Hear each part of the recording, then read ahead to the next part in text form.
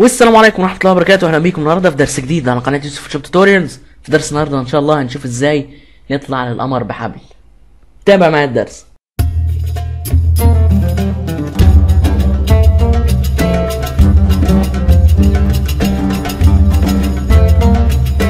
في درس النهارده ان شاء الله هنشوف ازاي نعمل دمج. درس النهارده ان شاء الله هيبقى درس دمج، هنعمل فيه اللي ظاهر قدامكم دلوقتي على الشاشة ده. المرة دي الصورة مش من تأليفي، لكن هي صورة شفتها على الانستجرام، يعني ايه، شدتني شويه، يعني شكلها كان حلو يعني، فقلت ان شاء الله تبقى هي دي الدرس الجاي باذن الله. لو انت متابعني على الفيس هتكون قريت البوستايه اللي ظاهره قدامك دلوقتي على الشاشه دي، البوست اللي مكتوب فيها طالع القمر بحبل.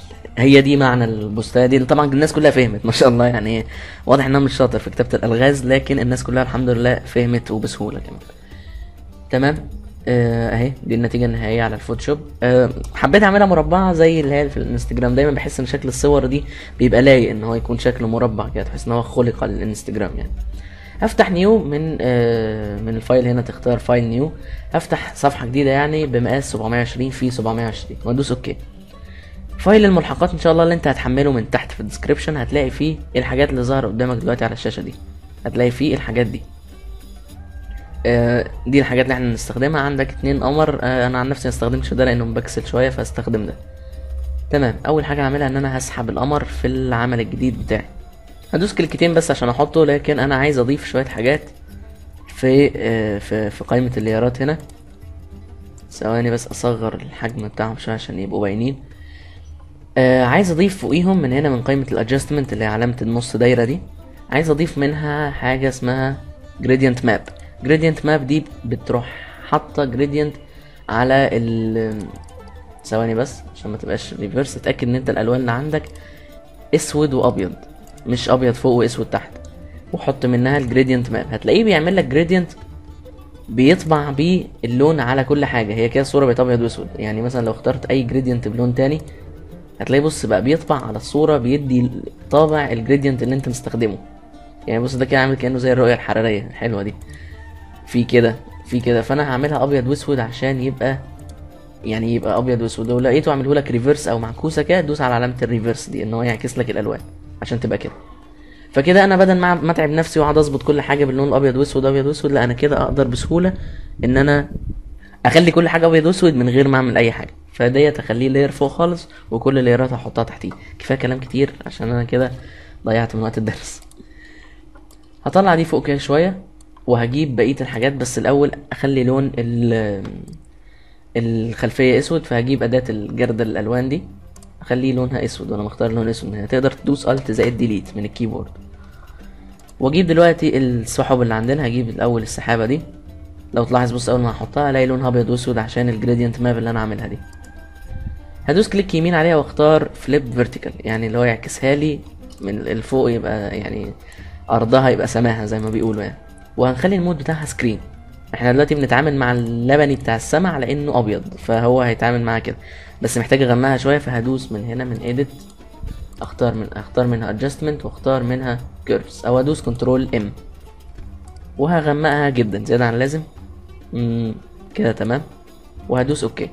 عايز دلوقتي بقى سما تانية تبقى فوقيها، فهروح جايب صورة السحاب التاني اللي هي الصورة دي، هتحطها برضو في نص الصورة كده، وتروح عاكسها من كليك يمين وانت دايس يعني كده، تدوس كليك يمين وتقلبها فوق تحت، واحطها فوق لاير القمر كده، واسحبها كده واحطها فوق لاير القمر على طول.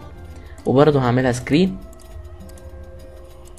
وبرضو هدوس كنترول ام عشان اجيب الانحناءات ديت واغمقها عشان الجهاز ما يبقاش تقيل معاك قوي. هتلاقي اي حاجه بتحطها في الفوتوشوب هتلاقيها معموله جنبها العلامه دي اللي هو سمارت فلتر. انا مش محتاجه يبقى سمارت فلتر قوي، فهدوس كليك يمين واختار اللي هي الكلمه اللي انا بكسل اقراها دي بصراحه. فهتدوس هي على الاختيار اللي هو ده، لو شفت معايا هتدوس على الاختيار ده، هتلاقيه بقى كويس كده. هتخلي الفوتوشوب خفيف شويه اهو. دوس كليك يمين وتختار الاختيار ده.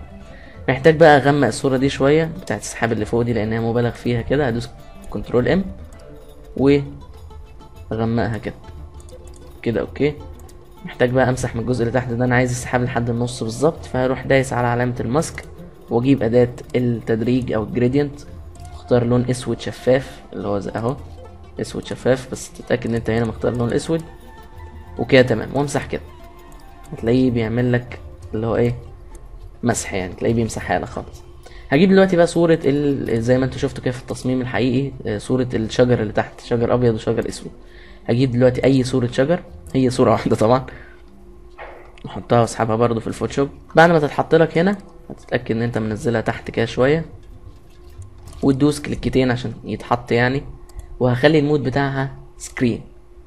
هتقولي مش السكرين ده بيخفي الاسود وبيسيب الابيض؟ اقول لك اه، لانها دلوقتي هروح هفك بس ان هي متبقاش سمارت. كليك يمين واختار على الاختيار ده، وهدوس كنترول اي، هيروح عاكس لي يخلي لي الاسود ابيض والابيض اسود، فاهم؟ انزلها كده شويه، وهاخد منها كوبي تاني واعكسه وخليه بقى ايه، ابيض مش اسود. بس هخلي الاختيار بتاعي هنا سكرين، بدل سكرين هخليه اللي هي مالتيبلاي، اللي هي دي يا سيدي عكس السكرين بالظبط، بتسيب الاسود وتشيل الابيض. تمام. هنزله تحت كده شويه، واحتمال كمان اصغره شويه، بس تتاكد طبعا يعني ان انت ماسح بالاستيكه الاطراف عشان ما تبقاش حاده كده. تمام. هدوس كنترول تي على الشجر الابيض، كنترول تي، وهعلم على العلامه اللي فوق دي عشان انا عايز انزله، اطلعه كده شويه، او انزله صح كده شويه، واطلع من هنا كده ومن هنا كده، وهدوس اوكي انتر يعني. وهاجي اعمل نفس الحكايه كنترول تي واعمل على دي، بس اطلعه من هنا شويه كده وكده. تمام. تقدر تنزل الاسود هو تحت كده شويه، وتدوس تاني كنترول تي على الابيض عشان انا عايزه يبقى الابيض هو اللي طالع لفوق، وادوس اوكي. عايز بس اغمق الشجر شويه، فهغمقه كده عشان يبقى باين ان هو اسود اسود يعني، وادوس اوكي. اجيبهم لتحت هما الاتنين كده شويه، واطلع الشجر الاسود شويه. تمام. عايز اخد دلوقتي اجيب لاير شجر تالت. هتلاقي عندك في الفايل هتلاقي 3 صور متسلقين، استخدم اللي انت عايزه. هعكس الصوره تحت لفوق اللي هو من هنا، وهحطها فوق الشجر، قصدي فوق القمر، بس بين لاير السحاب والقمر هنا يعني. واخليه يا سيدي ملتبلاي اللي هو يخفي الابيض، عشان انا عايز سنة سواد شوية على حتة القمر اللي فوق دي زي ما انتوا شفتوها في التصميم الحقيقي يعني، بس ايه حطوها تحت هنا. ممكن تغمقها شوية اهو كده. تمام. عايز اعمل بقى دلوقتي ايه، اشعاع على القمر وكده. هعمل ببساطة، مش هدوس كليكتين ولا حاجة، هعمل لاير تحت القمر، هدوس نيو لاير من هنا، وبفرشة ناعمة الهاردنس بتاعتها اللي هي دي، الحدة بتاعتها 0%، بس الاول تتأكد ان حجمها يبقى اكبر من القمر بسنة بسيطة اللي هو ايه كده، وهروح دايس دوسة كده. تمام. وهعمل لاير تاني بعد الدوسة دي، هعمل لاير تاني فوق القمر نفسه، وهصغر الفرشة تبقى اصغر من القمر، وهروح دايس دوسة كده، واخلي المود بتاعها مثلا اوفرلاي عشان يبقى القمر مشع زيادة عن اللازم. وتقدر كمان تزود، تفتح القمر شوية من الكيرفات دي، تقدر تفتحه كده سنة هنا، بس الفرشة مش عارف مالها عاملة حز كده ليه، فاهو خلاص كده. هجيب دلوقتي بقى صورة المتسلق بتاعنا. انا حبيت ان انا استخدم الصورة دي، هتحطها في الفوتوشوب كده وتصغرها شوية بسيطة، اصغره كده يبقى حاجة صغيرة يعني. وهعكس لون، بس افكه الاول، افكه من ان هو يبقى سمارت فلتر او سمارت لاير يعني، او لاير ذكي. عايز احطه في نص التصميم بالظبط. طب اعمل كده ازاي؟ هختاره هو والخلفيه، واعمل له هنا اللي هو التنظيم، اروح دايس على دي عشان يبقى محطوط في النص بالظبط. هزوم سنه على هسمي لك ديت المتسلق عشان تبقى عارف انا بتكلم على ايه. هزوم عليه كده شويه، واجيب اداه التحديد دي، واحدد اخر طرف الحبل ده، واروح باعد بالزوم كده، واروح دايس كنترول تي، وامط من فوق كده عشان اطلع الحبل لحد القمر فوق، وادوس كليكتين. ونفس الحكايه بالظبط مع الحته اللي تحت دي. كالعاده برضو نسيت، كل سنه وانتم طيبين، رمضان كريم. وهمط الحبل اللي تحت ده كمان كده كده كده، اسحبه لتحت خالص. تمام. عايز برضو اخلي الشجر الابيض دوت يبقى اكتر واكتر يعني، عايزه يبقى ابيض زياده عن اللازم يعني. فهنروح جايين هنا عليه، هو فين اهو، بص اسميهولك شجر ابيض، وعايز افتحه سن كده عشان يبقى ابيض زيادة عن اللازم. لو تلاحظ في التصميم الحقيقي او هنا في خلفية مجرة او سما وراه، دي موجودة ما تقلقش، مش هنساها يعني، مش هنساها ما تقلقش يعني. بس الاول لو تلاحظ السحاب دوت ابيض زيادة عن اللازم، فهنخش من على فلتر كاميرا رو فلتر. كاميرا رو فلتر ده بيبقى موجود في فوتوشوب سي سي 2014 15 16 17 بس، ما بيتحملش منفصل، ما ينفعش تضيفه تمام، عشان الموضوع ده بتسأل عليه كتير. وهخلي قيمة الوايت سالب، الهايلايت ممكن كمان تقلله ويبقى سالب قوي كده، وتدوس اوكي عشان يبقى اغمق شويه. هجيب دلوقتي بقى خلفيه المجره واحطها ورا كل ده، اللي هي الخلفيه دي، خلفيه المجره باينه فيها يعني. ارجع كده ورا واكبرها على قد التصميم بتاعنا كده. هقلل الاوباسيتي بتاعتها سنه عشان ما تبقاش هي اللي واخده التصميم، هخليها 40%. اوكي.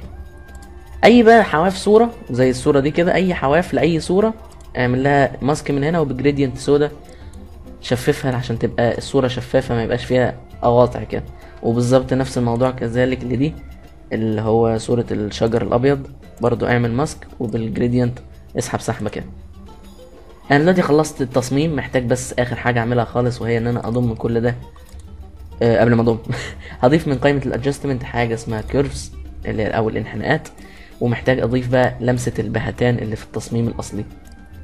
هرفع الهاندل او الايد اللي تحت دي كده، وممكن اغمق دي سنه، وارفع من هنا سنه عشان اضيف نور للامر. وما تنساش بعد ما تخلص التصميم بتاعك تحط عليه اللوجو بتاعك. وهضم كل ده في لاير لوحده، كنترول شيفت الت اي.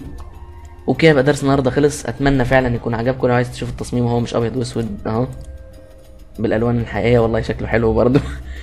كان معكم يوسف محمد من قناه فوتوشوب توتوريالز. اتمنى لو عجبك الدرس تخش على القناه تكتب لي في الكومنتات تهنئه بمناسبه رمضان وكمان تدوس لايك للفيديو وتساعدنا نوصل 35,000 مشترك ان شاء الله. ويا رب باذن الله اشوفكم على خير، ويا رب نكمل شهر رمضان على خير. السلام عليكم. طيبين.